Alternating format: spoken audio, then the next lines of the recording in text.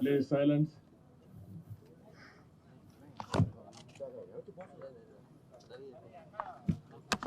Okay.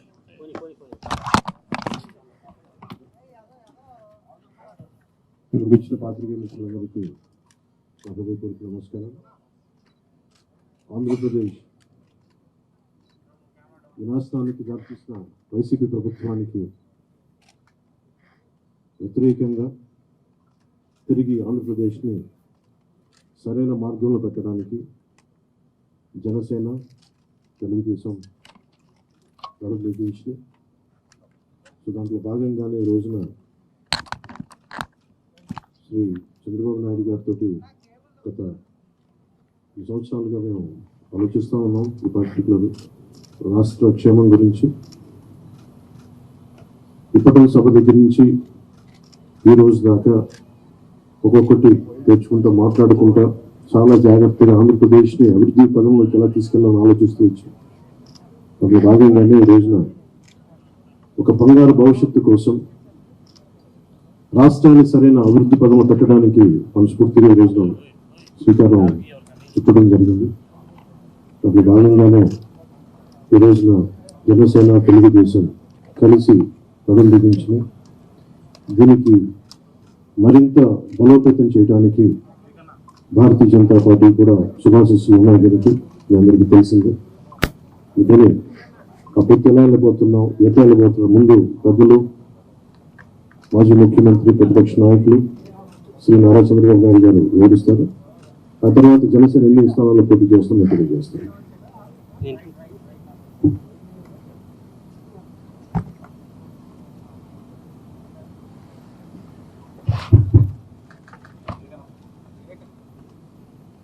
గౌరవనీయులు పవన్ కళ్యాణ్ గారు, వేదిక పైన పెద్దలు, అదే మరిగా ఈ సమావేశానికి వచ్చిన అందరికీ నమస్కారాలు. ఈరోజు మాఘ పౌర్ణమి శుభముహూర్తం. ఆ శుభదినాన శుభముహూర్తంలో తెలుగుదేశం పార్టీ, జనసేన పార్టీ రెండు కలిపి ఎన్నికలు పోవడానికి సిద్ధమవుతున్నాం. ఈ వార్త రాష్ట్రంలో ఉండే ప్రజలందరికీ కూడా ఒక శుభవార్త కావాలని చెప్పి మేము కోరుకుంటున్నాం. పవన్ కళ్యాణ్ గారు చెప్పినట్టు ఈరోజు ఈ యొక్క కలయిక అనేది రాష్ట్ర భవిష్యత్తు కోసం, ఈ రాష్ట్రాన్ని కాపాడుకోవడం కోసం, భావితరాల భవిష్యత్తు కోసం ఈ కలయిక కలుస్తున్నాం. అదే మరిగా ఈ కలయికలో భాగంగా ఇద్దరు కలిసి చాలాసార్లు మాట్లాడుకున్నాం. పార్టీ నాయకులు కూడా మాట్లాడుకున్నాం. అన్నీ మాట్లాడిన తర్వాత 175 సీట్లలో 24 సీట్లు జనసేన పోటీ చేస్తుంది. 3 పార్లమెంటు జనసేన పోటీ చేస్తారు. మిగిలిన సీట్లలో తెలుగుదేశం పార్టీ పెరిగింది. మళ్ళీ వారు చెప్పినట్టు బీజేపీ కలిసి వస్తే ఆ విషయాలు కూడా మాట్లాడుకొని మేము తగిన నిర్ణయాలు, తగిన సమయంలో తీసుకుంటాం. ఈరోజు మనం మొట్టమొదటిసారిగా ఏవైతే నిర్ణయించుకున్నామో ఆ నిర్ణయం ప్రకారం తెలుగుదేశం పార్టీ అభ్యర్థులు ఎంపిక చేస్తాం. అదే మరిగా జనసేన అభ్యర్థుల్ని పవన్ కళ్యాణ్ గారు ఎంపిక చేస్తారు. అన్ని ఏరియాల్లో ప్రతి ఒక్కరికి ఒకటే విజ్ఞప్తి చేస్తున్నాం. ముహూర్తం కాబట్టి ముందు మేము క్యాండిడేట్స్ రిలీజ్ చేసిన తర్వాత మళ్ళీ మిగిలిన డీటెయిల్స్ అని మాట్లాడతాం. ఇది తెలుగుదేశం పార్టీ అభ్యర్థుల జాబితా. మొదటి విడతగా ఒక 94 సీట్లు మీకు రిలీజ్ చేస్తున్నాను. ఇది మీకు పంపిస్తాను. మీ అందరూ డిస్ట్రిబ్యూట్ చేసిన తర్వాత మాట్లాడతాను. ఇప్పుడు పవన్ కళ్యాణ్ గారు మాట్లాడతారు. జనసేన చాలా కీలకంగా 24 స్థానాల్లో పోటీ చేస్తుంది. భారతీయ జనతా పార్టీని దృష్టిలో పెట్టుకొని కూడా జనసేన చాలా కీలకంగా 12 స్థానాల్లో పోటీ చేయాలని నిర్ణయించుకున్నాం.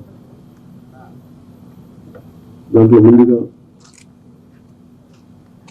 సంఖ్యాపరంగా ఒక 5 మంది అభ్యర్థులను 24 నియోజకవర్గాలు 5 నియోజకవర్గాలు దానికి సంబంధిత అభ్యర్థుల్ని ప్రకటిస్తా ఉన్నాం.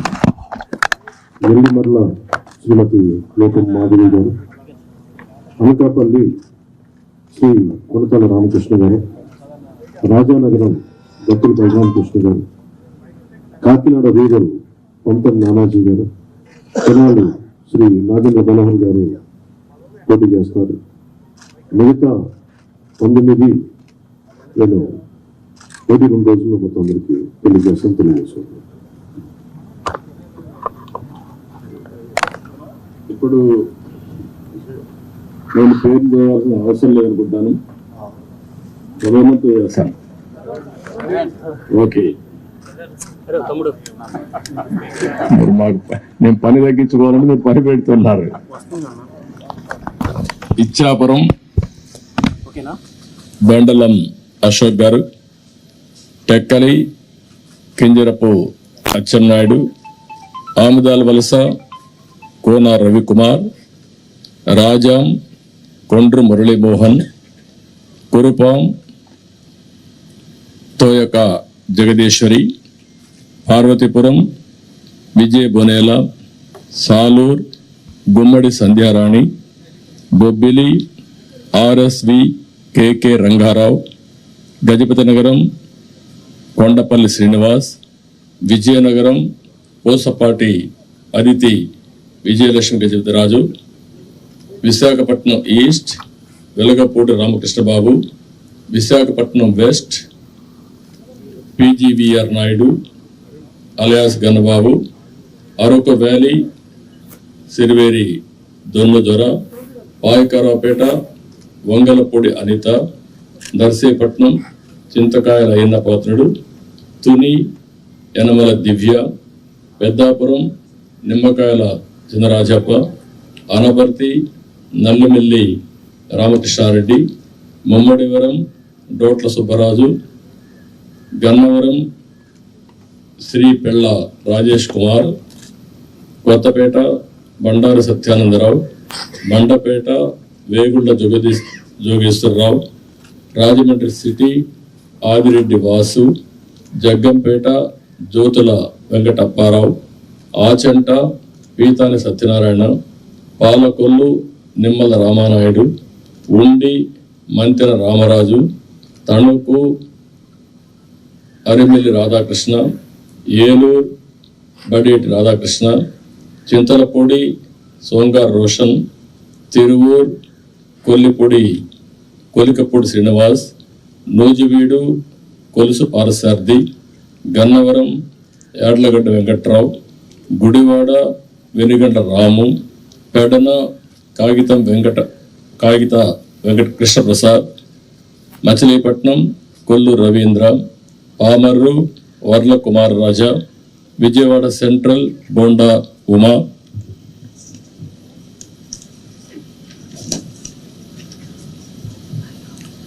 విజయవాడ ఈస్ట్ గద్దె రామ్మోహన్ రావు, నందిగామ తంగరల సౌమ్య, జగ్గైపేట శ్రీరామ్ రాజగోపాల్ తాతయ్య, తాడికొండ తెనాలి శ్రావణ్ కుమార్, మంగళగిరి నారా లోకేష్, పన్నూర్ ధూళిపాళ్ల నరేంద్ర, వేమూరు నక్క ఆనందబాబు, రేపల్లె అనగన సత్యప్రసాద్, బాపట్ల వేగేసిన నాగేంద్ర వర్మ, ప్రత్తిపాడు బోర్ల రామాంజనేయులు, తెల్లూరుపేట పత్తిపాటి పుల్లారావు, సత్తెనపల్లి కన్నా లక్ష్మీనారాయణ, వినుకొండ జీవి ఆంజనేయులు, మాచర్ల జోలకంటి బ్రహ్మానందరెడ్డి, ఎర్రగొండపాళెం గూడూరు ఎలక్షన్ బాబు, పరచూర్ ఏలూరి సాంబశివరావు, అద్దంకి గొట్టిపాటి రవికుమార్, సంతాతులపాడు బొమ్మాజీ నిరంజన్ విజయ్ కుమార్, ఒంగోల్ దామర్జల్ జనార్దన్ రావు,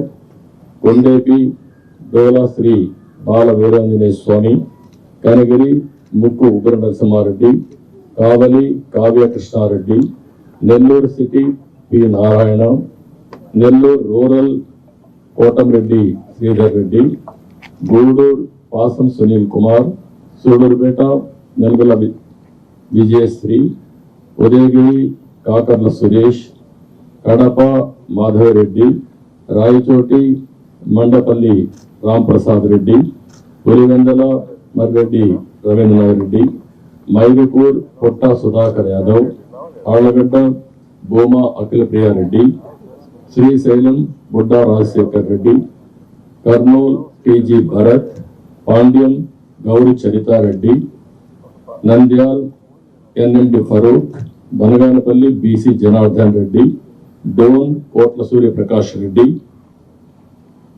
Pattikonda KV Shyambabu, Kodumur Bogguli Dastagiri, Rayadurg Kalava Srinivasulu, Uravakonda P Keshav, Tadipatri JC Asmith Reddy, Singanamala Bandaru Sravanisri, Kalyandurg Amilineni Surendrababu, Raptadu Paritala Sunitha, Madakasira KME Sunil Kumar, Hindupur Nandamuri Balakrishna, Penukonda Savitha, Thamballapalle Jayachandrareddy, Peele Nallari Kishore Kumar Reddy, Nagari Gali Bhanuprakash, Gangadhara Nellore doctor VN Thomas, Chittoor Gurajala Jaganmohan, Palamaner N Amarnath Reddy, Kuppam Chandrababu Naidu.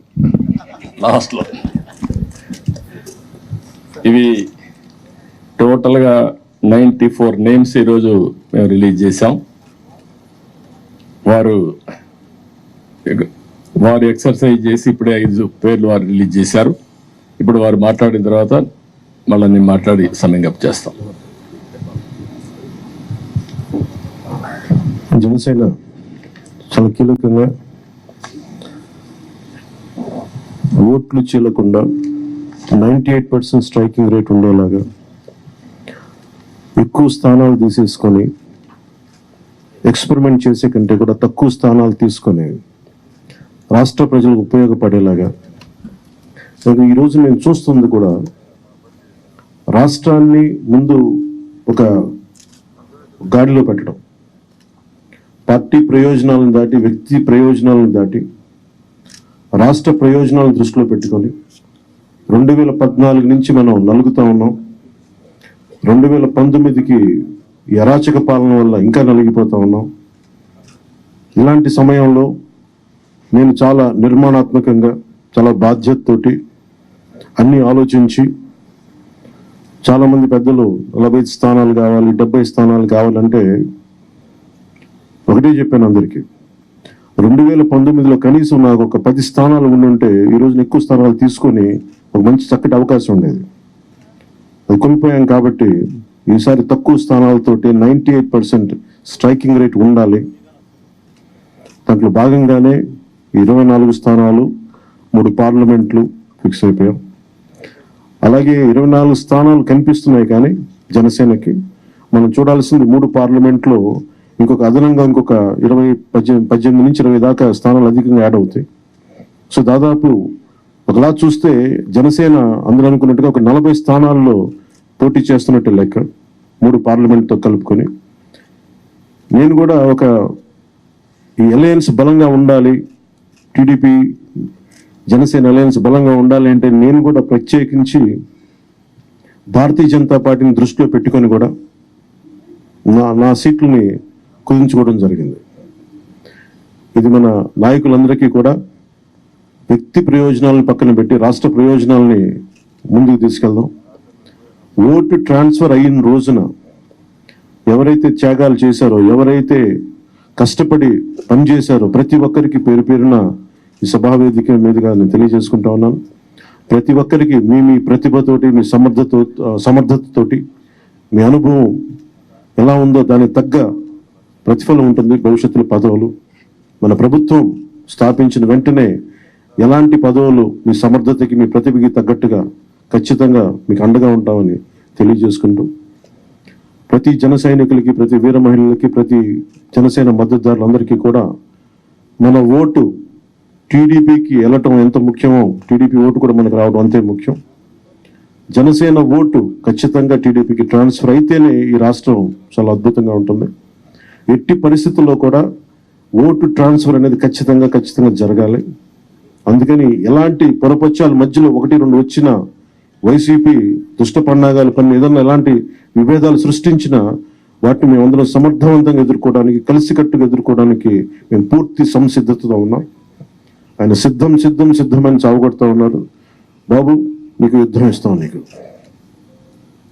అది ఎలా ఎందుకు యుద్ధం చేస్తామంటే ప్రజలు తిరిగి ఆంధ్రప్రదేశ్ని గాడిలో పెట్టడానికి యుద్ధం చేస్తాం నీకు. అయితే మనస్ఫూర్తిగా ప్రజలందరికీ కూడా చాలా శుభదినం. మనం ప్రభుత్వాన్ని స్థాపిస్తున్నాం, మనం గెలుస్తున్నాం. జై జనసేన, జై టీడీపీ, జై హింద్.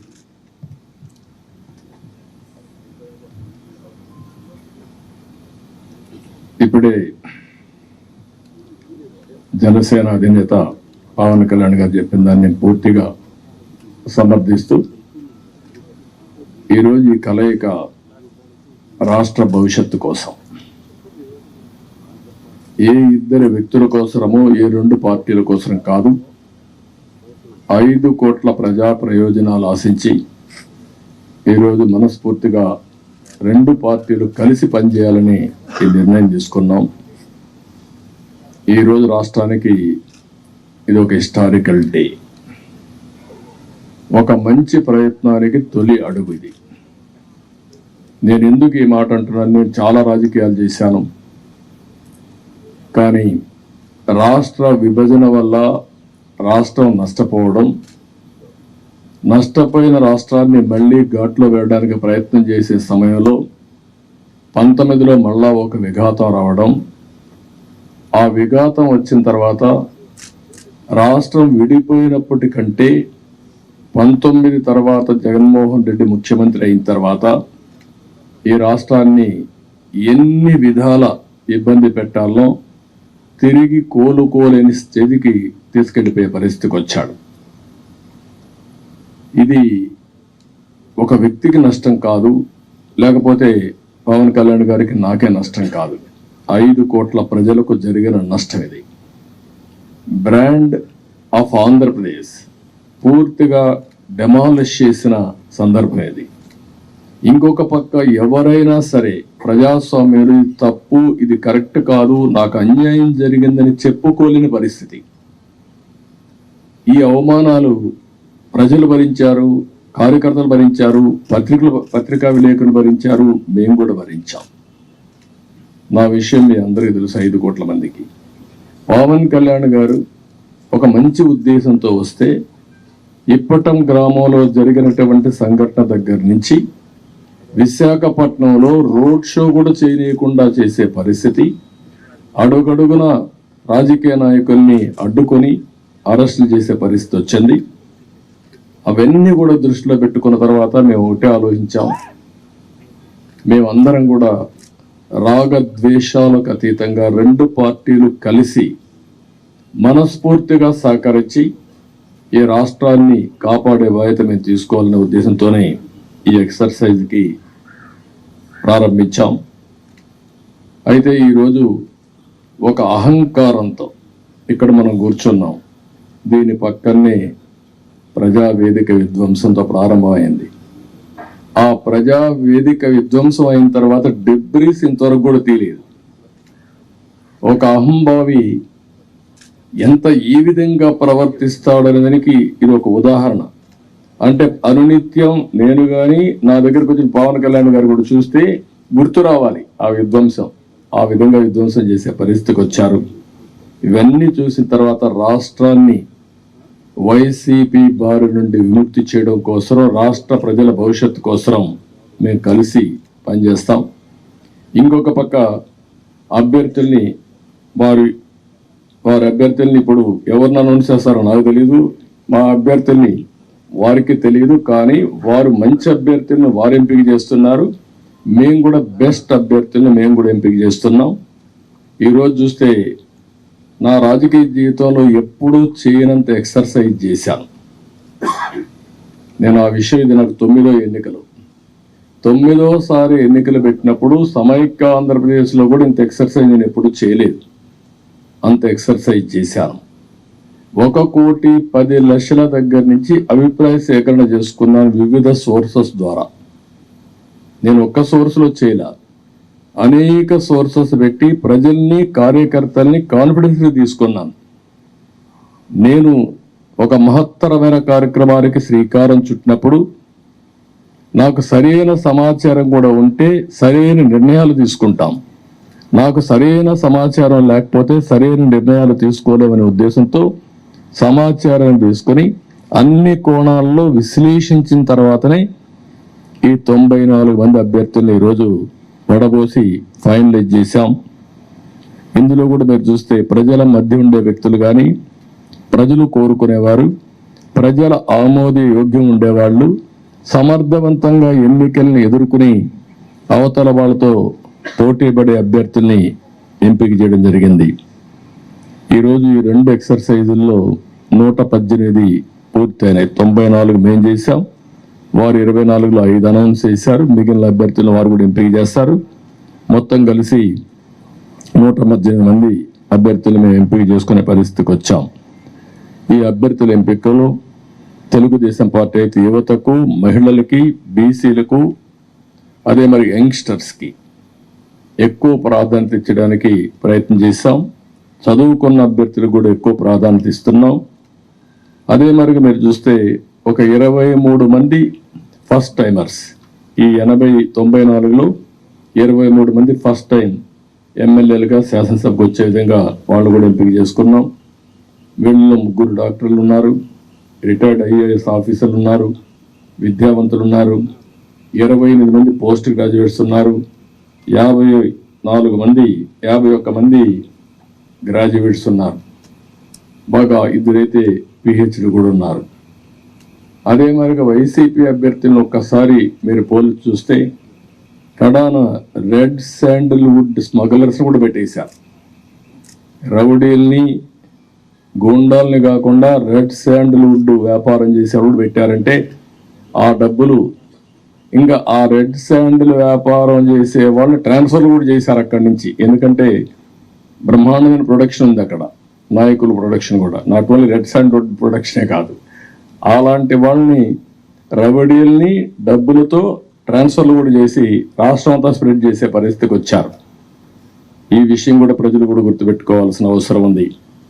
ఈరోజు మేము చేసిన అభ్యర్థుల్ని, ప్రజలకు జవాబుదారీతనంగా ఉండే అభ్యర్థుల్ని అటు జనసేన ఇటు తెలుగుదేశం పార్టీ ఇద్దరు కూడా చేశాం.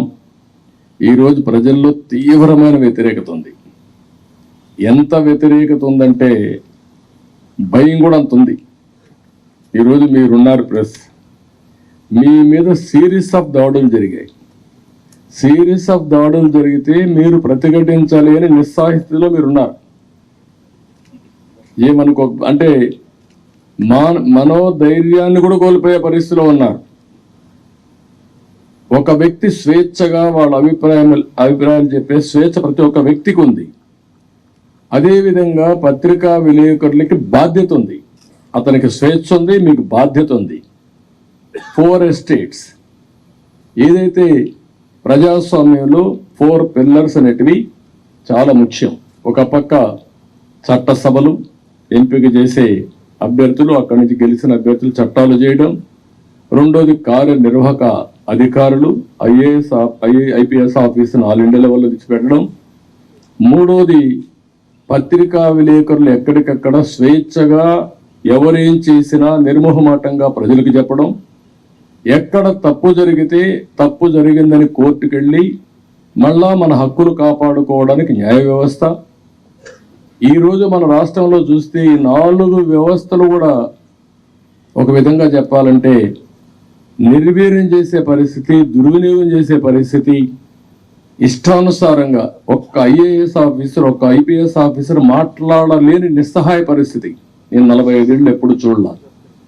ఇదే మీడియాలో నేను చూశాను.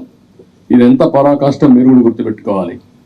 ఇదే మీడియాలో ఒక్కసారి ఒక జీవో తీసుకొచ్చి నియంత్రణ చేస్తున్నానని రాజశేఖర్ రెడ్డి ఒక జీవో తీసుకురావడానికి ఫైల్ మూవ్ చేశాడు. అంతే, ఫైల్ మూవ్ చేస్తే నెక్స్ట్ డే మేము అసెంబ్లీలో పట్టుకున్నాం. నీ ఇష్ట ప్రకారం ఎట్ట చేస్తావు సమాధానం చెప్పమని. అతను భయపడిపోయి కాదు నేను చేయలేదు అన్నాడు.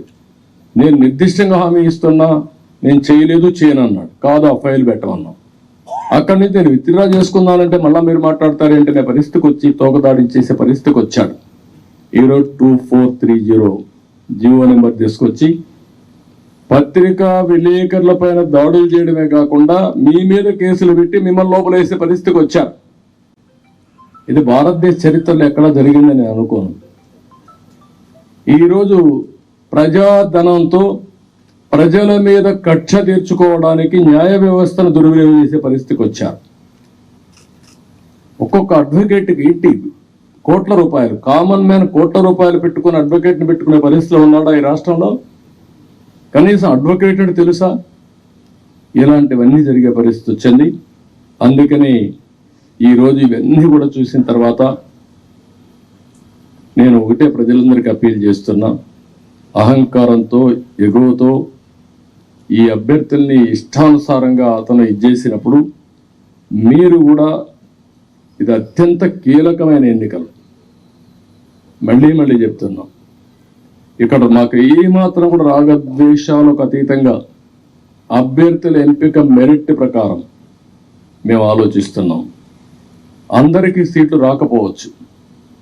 ఎందుకని నేను మాట కూడా వాడుతున్నానంటే, తెలుగుదేశం పార్టీ పోటీ చేసేది ఇక్కడ జనసేన అభ్యర్థులు సహకరించాలి.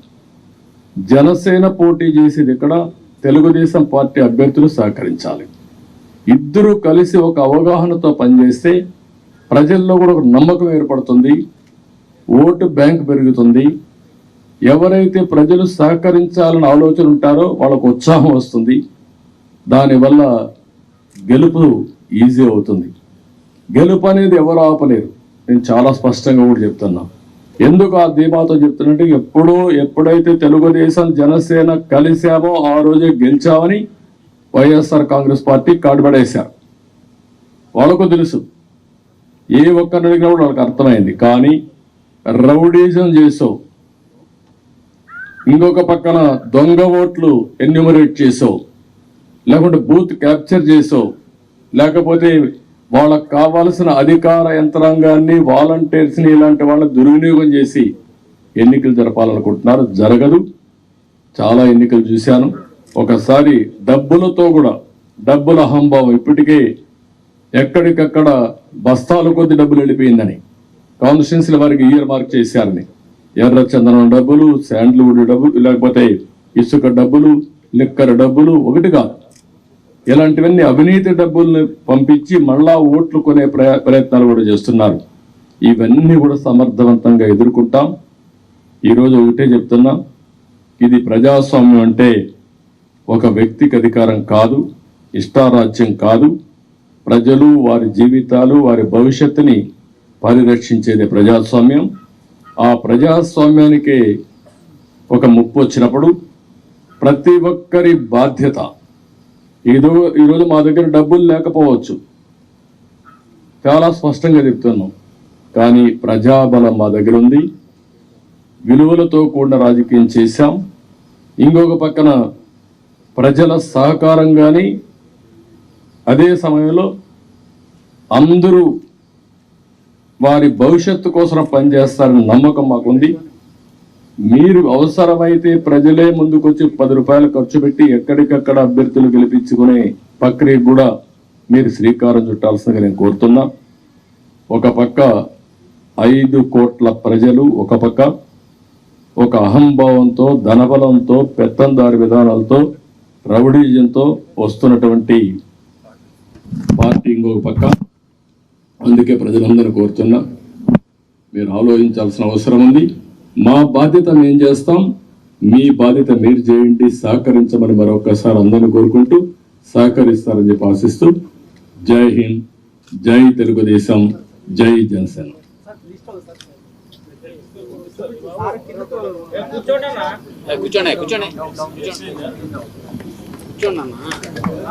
కూర్చోండి.